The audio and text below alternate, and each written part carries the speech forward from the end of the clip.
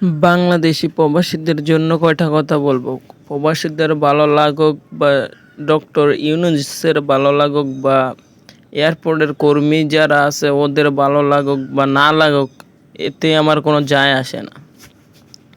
বাংলাদেশ প্রবাসীরা যে মালগুলা আনে ওগুলা চুরি করে আনে বা যে কোনো বেআইনি জিনিসপত্র আনে। ওরা যেই দেশে থাকে ওই দেশের এয়ারপোর্টে চেক হয়, সব কিছু হয়, তারপরে বাংলাদেশ আসে। এখানে কিসের জন্য চেক হবে আমি ওইটি বুঝি না। এই চেকগুলো করার তো আমি বুঝি না ওদের রাইট আছে কি না।